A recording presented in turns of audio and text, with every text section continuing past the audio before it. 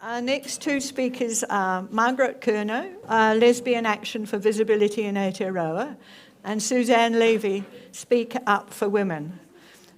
Their topic is the strange rise of the T and the disappearing L, the history of transgenderism and its erasure of lesbians and gays. Margaret Curnow grew up in the 1950s and 60s in Greymouth and Christchurch, the eldest of 6 children, 5 girls and 1 boy. She worked in health and education all her life, originally training in medical social work. After teaching adults in the polytechnic sector, she moved back into health management before retiring in 2019. Margaret has worked in gender-critical research and advocacy since then. Her particular focus is on children and adolescents, particularly young lesbian women, for whom being lesbian is personally and socially unacceptable. Margaret has a partner, 3 adult daughters and 3 grandsons. Suzanne Levy grew up in Wellington in the 1970s and 80s. Her interest in gender issues stems from being a tomboy, who would be a very likely candidate for transition in today's climate. A lesbian and a mother, she is concerned with the number of gender non-conforming children and young people, very likely gay or lesbian, who are being directed down an irreversible medical pathway. She is a member of the Speak Up for Women leadership team and an IT professional. She lives in Wellington with her partner and teenage children. Margaret and Suzanne. Kia ora tātou. It's quite an act to follow from Stella and then Diana. However, I'll give it my best shot. I think the first thing I want to do is say thank you to the conference organisers for the courage that they've shown in actually putting on this conference. We all know the reaction that happened when the first promotion and publicity came out. And gender ideology is such a contentious issue. And there are new developments and understandings coming through all the time. I mean, the last week, the last fortnight has been extraordinary.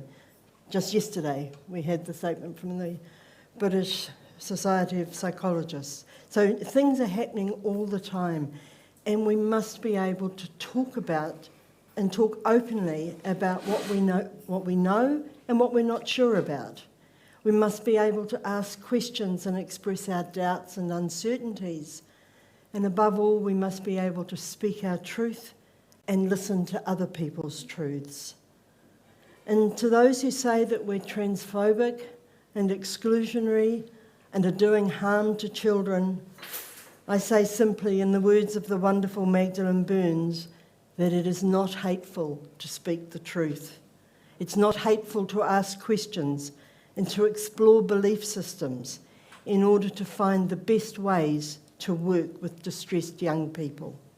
In fact, I'd go so far as to say that it is damaging and harmful not to do this. So as well as thanking the organisers for putting on the conference, I do want to thank Stella and Diana for speaking up, for their willingness to share their understandings and experiences, because that benefits all of us. So neither Suzanne nor I are professionals working in this area. We don't have tons of research and data, and we haven't written books.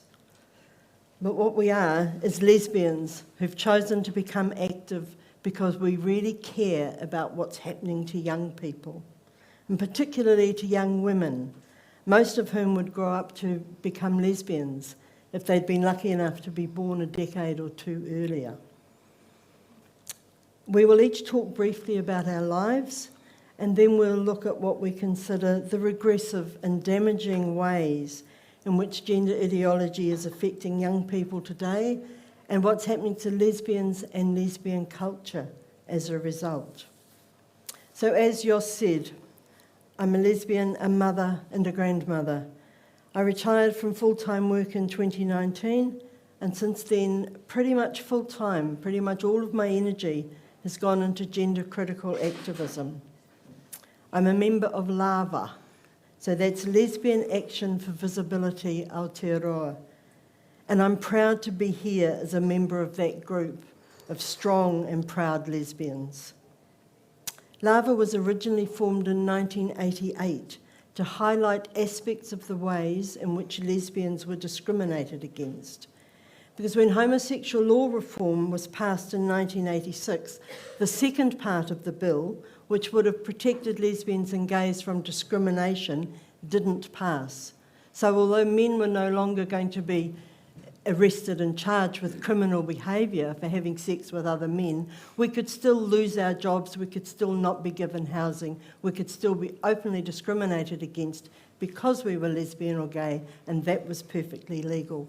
So the work continued, and it continued until 1983, when under the Human Rights Act we gained protection under the grounds of sexual orientation.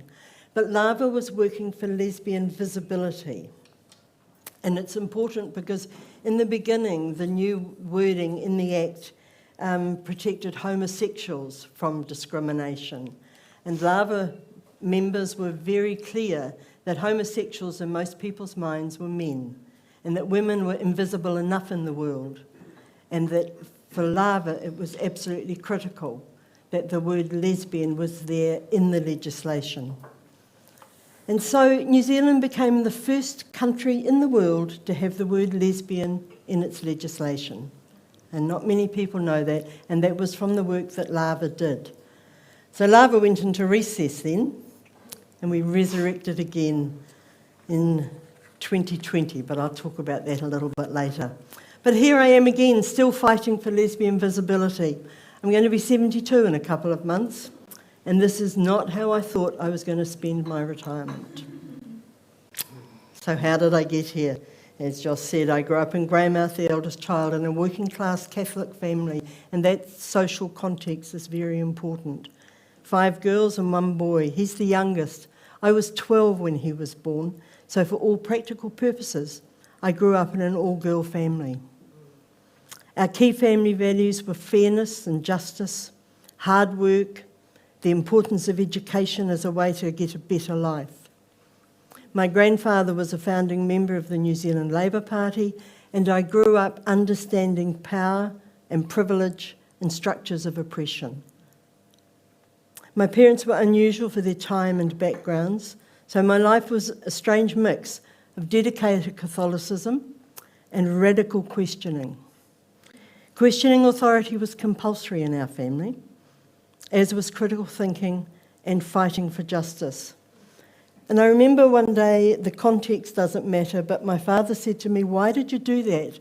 And I said to him, "Well, the bishop said to." And he just looked at me and he said, "Don't ever do anything just because a bishop tells you to." It was quite something for a Catholic man in the 1950s, but really important learning for me. So I was not a traditional tomboy, but even as a relatively young girl, I was really aware of the things that boys could do that girls couldn't. And they could do much more exciting and interesting things than girls could do. No one could give me a reason why girls couldn't do those things, so I pushed to be able to. And I was around 9 when I wanted a paper round. And my father supported me to be a paper boy by coming with me to meet someone at the paper to ask them, why couldn't I have a paper round? And there were 2 reasons I couldn't have a paper round. One, because I would need a boy's bike. And Dad said, "How do you know she hasn't got one?" And he looked, I remember the guy, he looked at my dad with such disgust. And the second reason was because girls didn't have paper rounds. And that was it. That was the end of it. The other time I remember, and I was younger then, only 7 or 8, and I wanted to be an altar boy. It was great. They seemed to do some interesting things. So he came with me to see the parish priest to ask why couldn't I be an altar boy. And Father said, "Girls can't be altar boys, you know that." And my dad says, "Yes, but she wants to know why." Well, they just can't. End of story. We lost both those fights. I never got to be a paper boy or an altar boy. But, you know, the lesson stayed with me, and the circular logic and the absolute lack of any sort of intellectual rigour in answering that question of why not. So when I first encountered feminism in 1975 at the Wellington United Women's Convention, and I have to tell you that the person who got me there was my mother. She got me a plane ticket, and she said, "You need to go to this." I was a young mother at home with young children and very unhappy. "You need to go to this," she said. She had no idea what she was setting in motion. But that made sense of my life. And it was almost instant. You know, this light coming down, and it's like, my God, this is what's been going on. It made sense for the feelings I'd always had for women and of the things I'd done and not done in my life. And I started to understand the importance of language in shaping people's expectations for themselves and society's expectations of them. And I understood how language both shapes and reflects reality, and how it can be a revolutionary tool.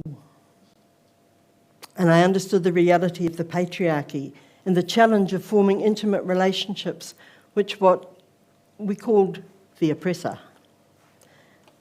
That was a real challenge, working through that. And I understood how male power and privilege is embedded into our institutions. And so the 1970s and 80s saw the blossoming of feminism and lesbianism and gay liberation. And some of you here are too young to remember that, and others will remember it well. When lesbians and gay men worked together in the fight for homosexual law reform, and lesbians and feminists worked together in the struggle for women's rights. And I say that lesbians were in the forefront of both those struggles. It wasn't all harmony and cooperation. There were clashes between gay men and lesbians because, of course, gay men weren't used to working with women. And there was no way that radicalised lesbians were going to sit back and let men do the talking and make the decisions. And there were clashes between straight feminists and lesbian feminists. And they accused us of being too radical and of hating men. And in fact, the National Council of Women, nationally and internationally, asked lesbians to leave the organisation because we were giving feminism a bad name. Nevertheless, despite these challenges, alliances were made and battles were fought and won together. I'd always been a political animal, and I'd found a cause dear to my heart and that I was passionate about. From the mid-1970s to the 1990s, when lesbian and gay rights were finally protected under the Homosexual Law Reform and the Human Rights Act, and when we could no longer be discriminated against, I was involved in the fights for women's rights and lesbian rights.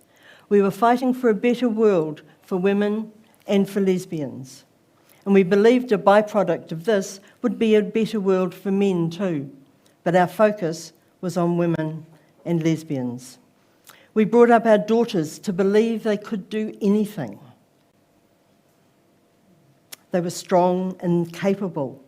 They didn't need a man to live a happy and productive life, but if they chose to share their lives with men, we taught them they could do that as equals. And we tried to bring up our sons to be sensitive and caring and to be able to express their emotions and to understand the power and privilege they had as men in this society. We were breaking down sex role stereotypes, and we were creating a world where men and women could express their personalities in whatever way suited who they were, where we weren't bound by old-fashioned views on the behaviours and attitudes previously associated with being male or female. And this was the world that Suzanne was born into. Thanks, Mark. There you go. I'll go this side.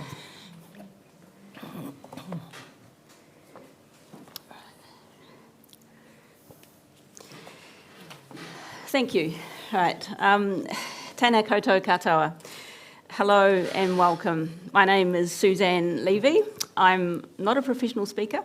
I'm a mum I'm a partner, a sister, a daughter, an auntie, a niece, and a lesbian. I am a spokeswoman for Speak Up for Women, but today, although I may well be speaking up for women, I am not speaking up for women for Speak Up for Women. My opinions are my own. It's really disturbing how difficult it is to discuss anything to do with gender ideology without risking a career, or if you're more than slightly famous, risking being cancelled. There are many women who are active in this field who do not have the option of speaking publicly due to the backlash that accompanies discussions around sex being immutable or the questioning of the affirmation-only model of gender healthcare. Fortunately, I'm self-employed. I fly through my performance reviews with my supportive, gender-critical boss. I might even get a bonus after today. So I'm here today because I'm able to be, because they asked me, and because I think I can offer some insights that will hopefully be helpful to some of you. And I'm mainly going to talk about two things. Firstly, my own experiences as a gender non-conforming child and as a lesbian.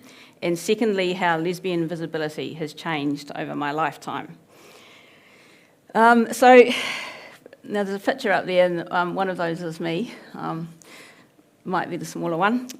Between preparing for today and as I was writing my submission for the Conversion Practices Select Committee last year, I've spent a lot of time thinking about my own childhood and how I grew up and how I thought about being a girl, a tomboy, a woman and a lesbian.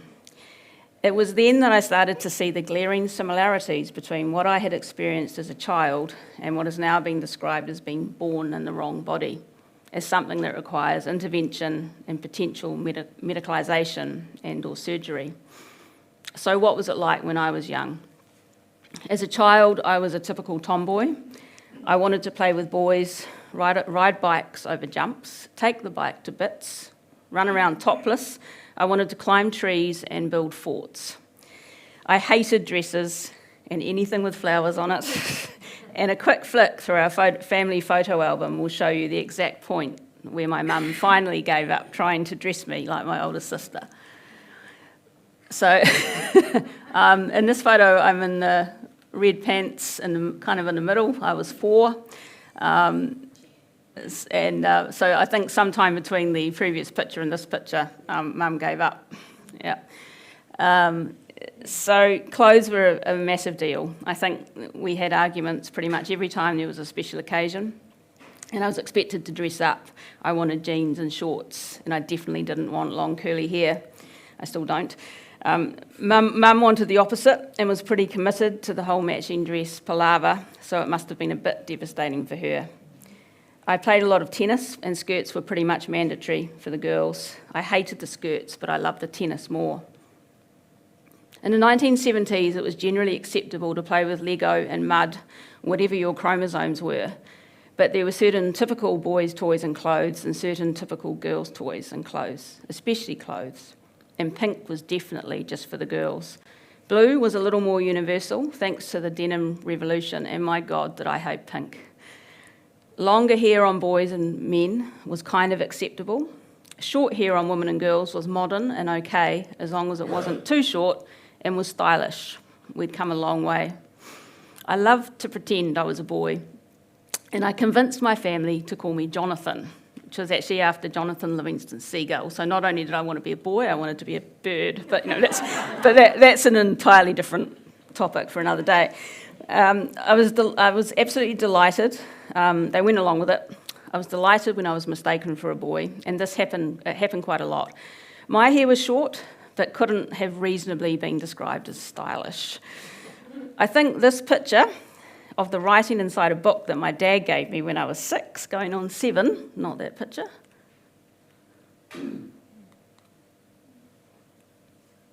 Sorry, there we go.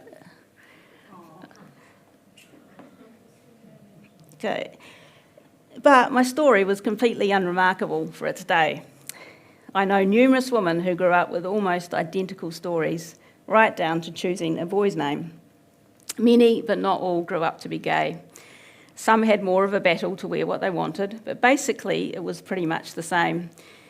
We wanted to be boys, We wanted to have adventures and be cool. Peeing standing up seemed convenient and was clearly a great time saver. We wanted to wear comfortable, practical clothes.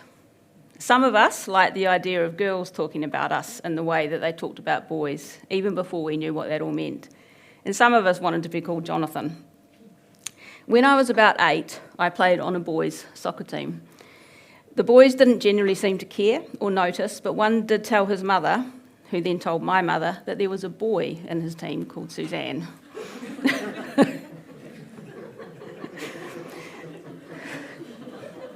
Yeah, so someone could probably comment on what his level of gender constancy was or something. Anyway, boys and girls can and do look very similar up to about age 9 or 10.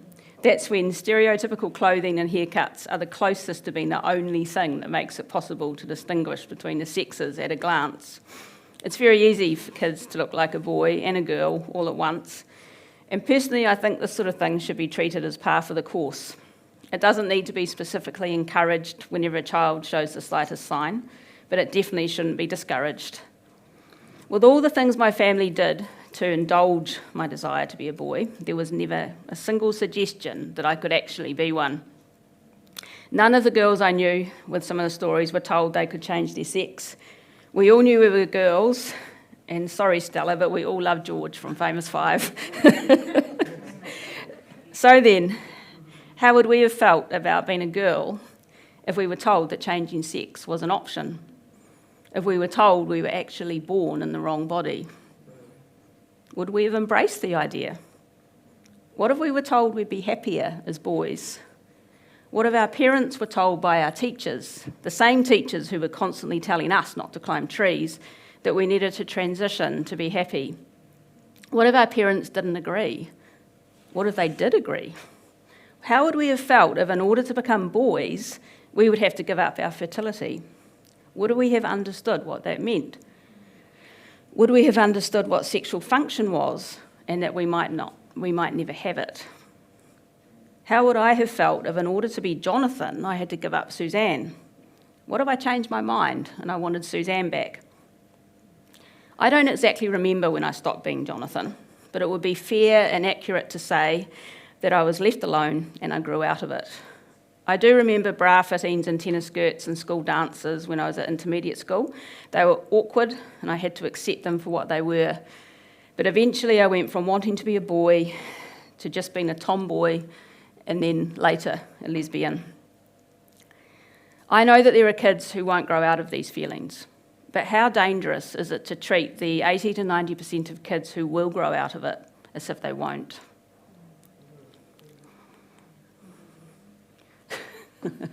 It's actually my favourite one. I think I really pass in that photo. I think it's great. As maybe a gay man, I'm not sure. Yeah, thanks. So we all know that being a lesbian isn't a choice, but there are factors that make it easier to live openly as one, and some women definitely have an easier time than others. I would be the first to admit that I did have an easy time. My family are not religious, they're relatively open-minded and have been really supportive of pretty much everything I've ever wanted to do. I've been exceptionally lucky. I can only speak of my own experiences here, and I'm aware that things were definitely not the same for everyone. I wasn't interested in my sexuality at all until my teens, but I do remember discovering to my delight that there was such a thing as a woman who liked other women. I actually had a great aunt who lived with a woman for most of her adult life. They were a couple, and my mum talked about them as such. They were together for 50 or 60 years, and when my great aunt died in the mid-1980s, it was her partner who organised the funeral and who was treated as a grieving widow.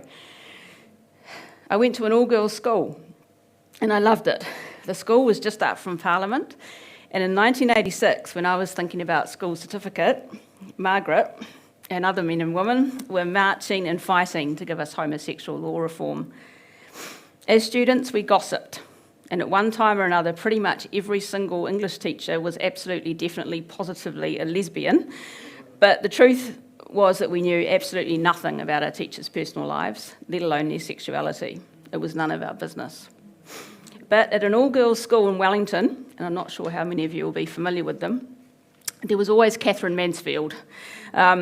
Oh, so much Catherine Mansfield. So lesbian relationships did get a wee bit of airtime. University was full of gender non-conforming women. Many of them were lesbians. And there was still such a thing as women's studies. You want to remember those? Yeah. I spent 2 years at university and then left to get an IT job. I worked with lesbians and was seeing more and more women who were accepted for being gay. They talked about their girlfriends, they brought them to work functions.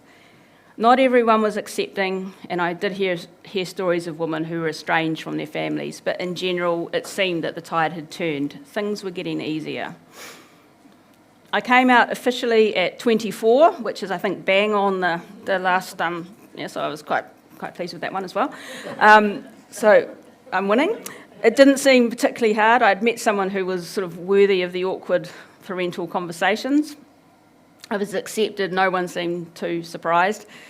I did find out a bit later that my mum did overreact and declared to my sister that she was obviously going to have to leave her job because of the shame, but it was kind of a joke. This came as a surprise because she was actually very nice and welcoming to my girlfriend and immediately offered to show her how to prune her roses. And if that's not acceptance, I don't know what is.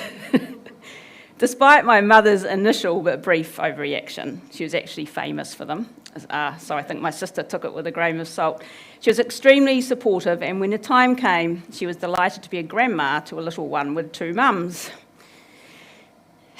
I played sport from an early age, and as it turned out, so did lots of other lesbians. In my 20s, I was in a lesbian cricket team and was surrounded by lesbians. They were everywhere, and they were just like me. And sport definitely played a part in raising my comfort levels around living as an out lesbian. So there were plenty of factors that made it easier for me to live as a lesbian. But as well as everything I've just mentioned, there was one other thing, probably the most important thing. There was a thing that meant that being a lesbian was something to be proud of. There was a thing that meant it was a viable lifestyle with a happy future. And for me, that was simply the decade that I was born in. You've heard Marg's speech. Now, Marg is a bit older than me, and she has quite different experiences, but she was part of the wonderful and courageous movement that meant that when I was coming out in the early 1990s, it was simply the best time to be a lesbian. The best thing was the visibility.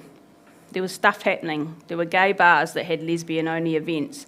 There were the dudes dancers in Wellington, the over 35 dancers at the Pines. There was devotion and pride and Sydney Mardi Gras, led of course by the Dykes on bikes. And then there was the lesbian ball. Frank Casey's suit hire had never had to take up so many trouser legs.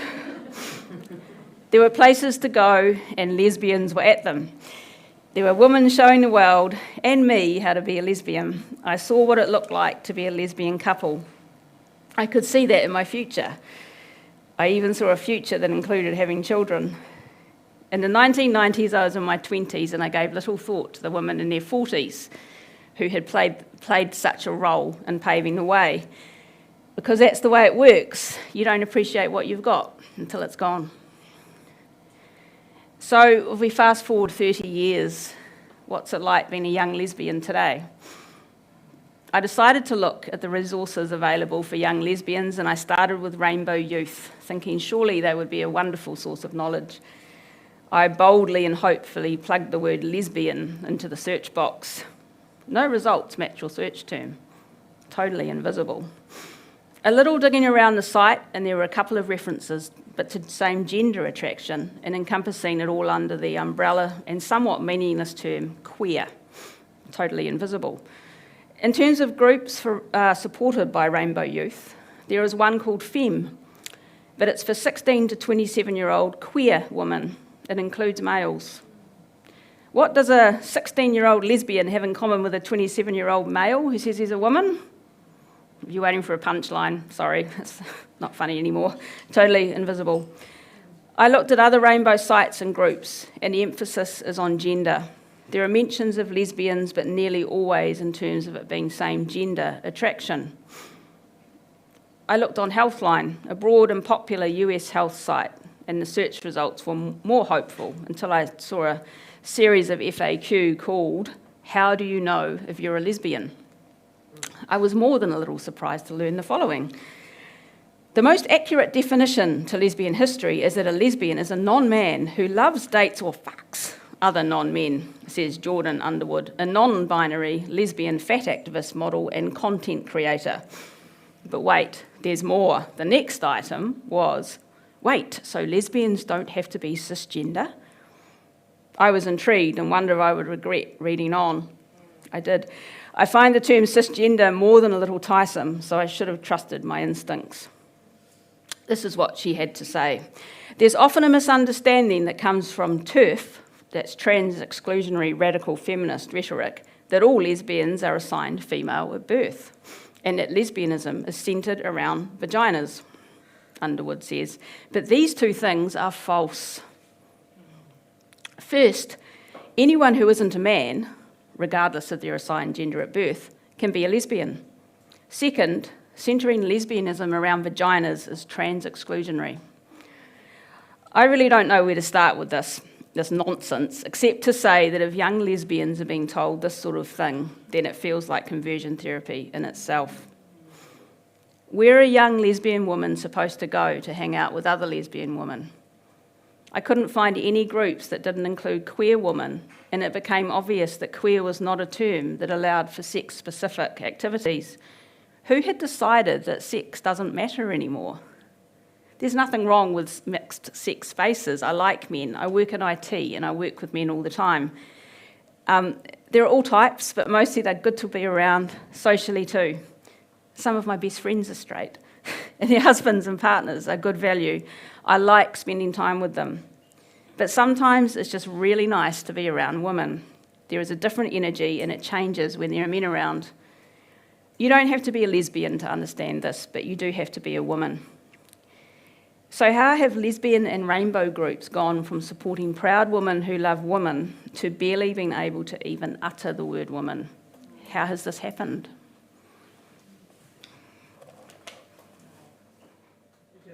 Tweedledum and Tweedledee, no, we're not finished. Yeah, it's wonderful, eh? Okay, so in the 70s and 80s and 90s, sex role stereotypes were breaking down. Feminists were gender non-conforming, although I don't think we used those words, we just dressed in overalls. Doc Martens. But in the same way as they encouraged their children to be gender non-conforming. Children were encouraged to express themselves in a wide range of play. Girls could easily wear clothing that was previously seen as boys. Girls were encouraged into non-traditional areas of learning and work. And lesbians were becoming more and more visible.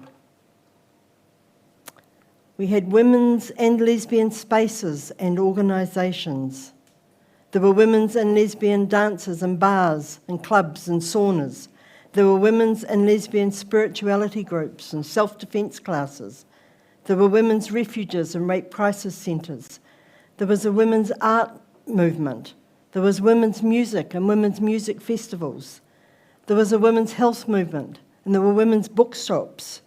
There were women's studies courses at university and an international women's studies movement. We had lesbian conferences and lesbian studies organisations and lesbian summer camps. We had lesbian sports teams and newsletters and magazines. We had lesbian caucuses and lesbian representative groups in workplaces and in political parties. And we changed language. We no longer had chairmen and firemen and policemen, and neither did we have altar boys and paper boys. So as Suzanne said, how do we get from all of that to a situation where using the word woman is considered exclusionary language, where the dictionary definition of a woman as an adult human female is considered hateful, and where young same-sex attracted women will not call themselves lesbians. It's not a nice word, it's not a nice thing to be.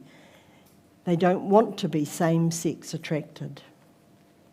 And who changed the definition of lesbian from same-sex attracted to same gender attracted. How dare they? That denies our existence. That definition absolutely denies who we are. And as lesbians, we fought long and hard for the right to be able to live proudly and publicly as same-sex attracted women.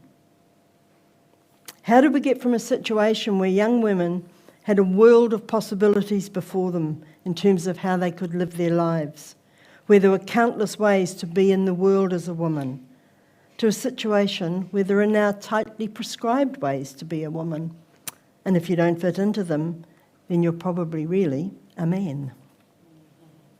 How do we get from a situation where feminists wanted to abolish gender, to get rid of sex role stereotypes that limited both men and women, to a situation where we're right back to the way it was when I was a child in the 1950s? It's just as prescribed. Right back to the days when I wasn't allowed to be an altar boy and where wearing trousers wasn't considered ladylike. How did normal teenage angst become a sign of being trans? And I ask the women here, how many girls in our society grow up feeling good about their bodies? Hardly any. And how many girls feel alienated from their bodies and uncomfortable about the changes that happen at puberty? Just about all. So why is no one asking what it is about being a woman in this society that makes so many young women want to avoid it? Why is no one asking why there's been that 5,000% increase in the number of young girls presenting at gender clinics? Why is being gender non-conforming considered pathological?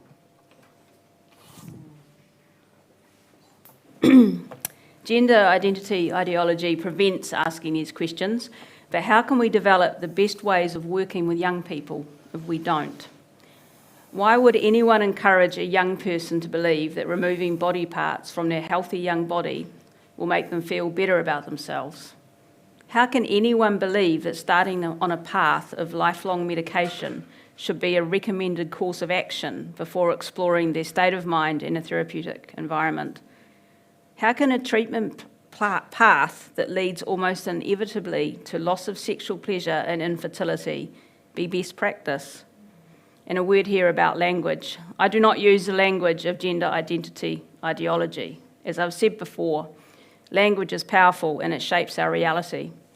The word transgender is a nonsense because gender is a social construct and varies across time and culture. What does it mean to cross gender? It has no meaning unless we see a gender identity as something fixed and innate, which of course there is absolutely no evidence for. Interestingly, the two laws which passed earlier this year contradict each other in this regard. The Conversion Practices Prohibition Legislation Act sees gender identity as fixed and innate, while the Births, Deaths and Marriages Relationships Registration Act refers to it as being able to change multiple times over the course of a person's life. So what exactly is gender identity?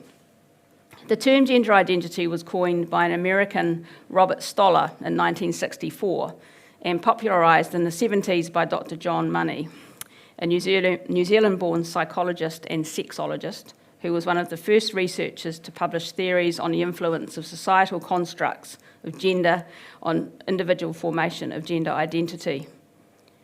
Gender identity is understood as the individual's sense of themselves as male or female, separate from their biological sex. It was originally talked of as gender identity disorder, the presumption being that one's sense of self should match one's biological sex. Transsexual Christine Jorgensen brought transsexualism to international attention in 1952, and in New Zealand in the 1960s and onward, we had Carmen and Georgina Bauer as high-profile transsexuals. From the 1950s onwards, transsexuals and lesbians were comfortably part of the scene in New Zealand. Some lesbians talk about how the trannies protected them, and in Wellington, Carmen helped lesbians purchase Club 41, the first lesbian club in the city. It's important to remember that these trannies knew they were men, and I stress here that they called themselves trannies, so I'm not using the word in a disrespectful way. They saw themselves as men who enjoyed wearing women's clothes and who mostly lived as women. With the rise of feminism in the late 1960s and 70s, critiques of trans science came naturally, as it is clearly based on sexist beliefs and sex role stereotypes, which feminists saw, and still see, as limiting and aggressive. In 1979, Janice Raymond put this perspective clearly when she wrote The Transsexual Empire, in which she argued that transsexualism reinforces traditional gender stereotypes. In the 1970s and into the 80s, transsexual, not transgender, was the term in common use, the supposition being that a disorder of gender identity caused one to be transsexual. Although transsexuals were almost exclusively male to female, there were women who passed as men, and it's important to distinguish between them and those who today call themselves trans men. In general, these women did not see themselves as men. They saw a way to survive in a man's world.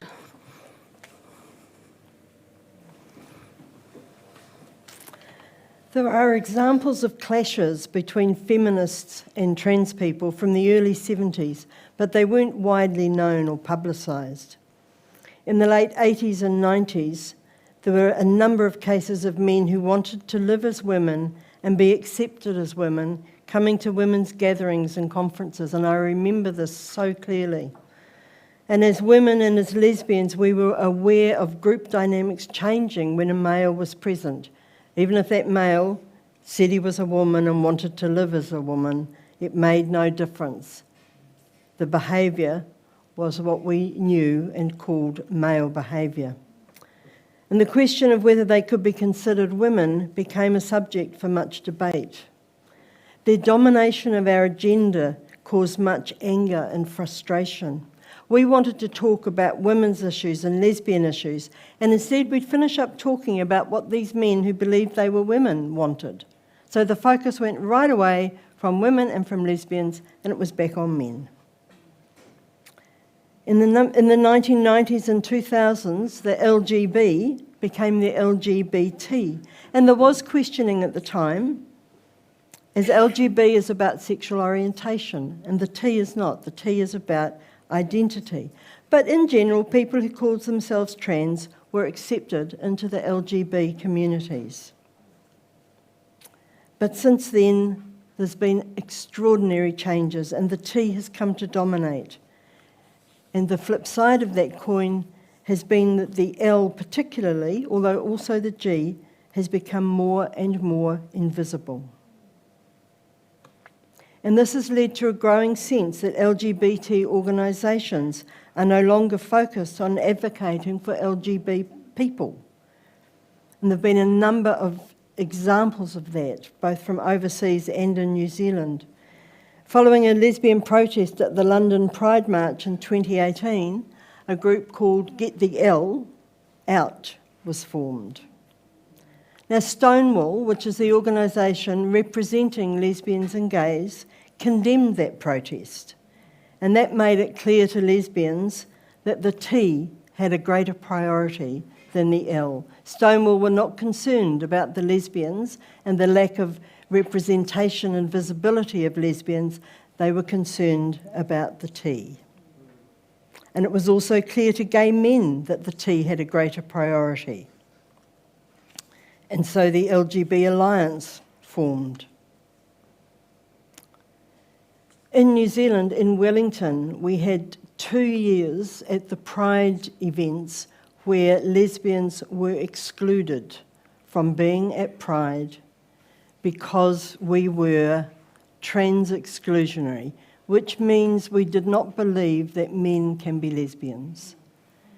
And because we were clear about that, we were not permitted to be part of Pride. Another very clear statement about whose feelings matter and who is most important. There was no talking, there was no discussion, there was a unilateral decision. So LAVA was reformed in 2020 a hiatus since 1993. We reformed in 2020 in direct response to the invisibility of lesbians. And part of that was that thing that we have the rainbow communities, and the rainbow community is consulted with by government departments and different organisations. They do not speak for lesbians and they do not speak for gays. And gay men and lesbians are really clear about that. And that's one of the reasons we started Lava Up again, was to have a focus on lesbian visibility and on a lesbian voice being heard and recognised. Okay, so the LGB Alliance, which formed in New Zealand this year, is linked with a worldwide network of lesbians and gay men who are clear that sex matters and are clear that LGBT groups no longer represent them. Rainbow groups no longer represent us. Speak Up for Women started in 2018 with one clear focus, which was to fight the sex self-ID clause of the Births, Deaths and Marriages and Relationships Registration Bill, because women recognise the threat to social contracts that did provide us with a measure of safety and protection. And of course, we no longer have that. Okay, so young people who've got mental health issues, who are gender non-conforming or neurodivergent, are particularly vulnerable to the suggestion that all their problems can be fixed if they adopt a trans identity. When I was listening to Stella, I thought, oh my goodness, we didn't talk beforehand, but we were saying very similar things. So key to this, there are two things really. One is being welcomed into a community of like-minded people. And of course, we all want to be part of a community. We want to be connected to other people with whom we share a special bond. But there's also the allure of becoming somebody different that Stella talked about. And they forget that becoming somebody different is the fantasy, and that the reality is who we actually are, which can then cause the disillusion later. But lesbians are particularly vulnerable to not fitting in and to feeling different because of the same-sex attraction that we feel. Not fitting in is a constant theme if you talk to lesbians about our lives. It's always there because there's an enormous presumption of heterosexuality in our society. So not fitting in is part of being lesbian. Being connected to others through a perceived sense of identity and of feeling included is almost irresistible. And many detransitioners speak of the loss of community that they experience when they return to living as their birth sex. And there is no longer the lesbian community that we created, that Suzanne talked about. We do our best to welcome them in, but it's not there in the same way. The world is not filled with lesbian spaces and organisations and activities in the way that it was. Although, of course, the increasing number of transitioners means that they are now creating their own community, and it's worldwide thanks to the internet, their worldwide community of people who have had that unique experience of detransitioning. Okay. We are both mothers. We're both protectors and safeguarders of our own children and of our friends' children, and in reality of all children. Our concerns are for the children who are different, who are gender diverse, who don't think that they fit in, and who are socially awkward. Our society needs to look after these kids. Their mental health is suffering, and we can either be part of a movement that seeks to nurture and support them, to help them embrace their differences and anxieties, or we can stand by and watch helplessly as they are enveloped by a movement that seeks to isolate and harm them further. Thank you. Thank you for the interesting presentation. I would like to know what kind of suggestions are there to create more women safe areas again? You know, where women can be just... is there any way we can recreate those clubs or safe spaces? We have to be allowed to have them. So people can create them. But you need visibility, and you need funding, and you need all of those things to allow them to continue, and so that you can advertise that they exist, so you can encourage people to come to them, so they can be aware that they exist. And at the moment, the funding doesn't come to groups like that. It goes to the inclusive groups, so the queer-focused groups that don't differentiate between same-sex attraction and same-gender attraction. So it's a couple of levels up. It's difficult. Yeah. Yeah, and I think I'd add to that you have to be prepared to fight, because men will come to those groups and places and spaces saying that they're women. And it takes energy to fight that battle. And the other thing is that a lot of young people, and I have quite a few nieces and nephews, but if I talk to my nieces, they don't value all women's spaces in the same way that we did. They don't understand the need for them. And so we were doing it when we were young and full of energy, and you were enjoying it when you were young. Yeah. It's a different world now. So we still do those things for ourselves. And we've gone back to, we had a lesbian summer camp over the last few years, and it was all done by stealth, just as it used to be, which is dreadful. But we didn't have the energy to deal with the crap. Thank you, because that's when I thought we are going to go underground again. Do. Make it happen if we can. Yeah. Are there any questions from online? No? Any other questions? Hi. What is your understanding of queer? Sorry, I don't know anymore. Well, Funny you should ask. The current understanding. Maybe. I would give an example of the woman who speaks for Inside Out, which is the rainbow group, calls herself queer. She's married to a man. She has pink hair or blue hair. Sometimes we think that's the criteria. Yeah, I think it's to do with hair colour. There you go. Yeah. Yeah. It's a self-identification, but it includes men, it includes straight people, it includes lesbians. I don't know. So it's everyone. Everyone's in there. Everyone who wants to be in there can be in there. Yeah. Yeah. Yeah. And that's why, for me, it is so important to use the word lesbian, because it's the only word in the English language that says who we are. We are women who love women, who are sexually attracted to women. And no other word in the English language says that.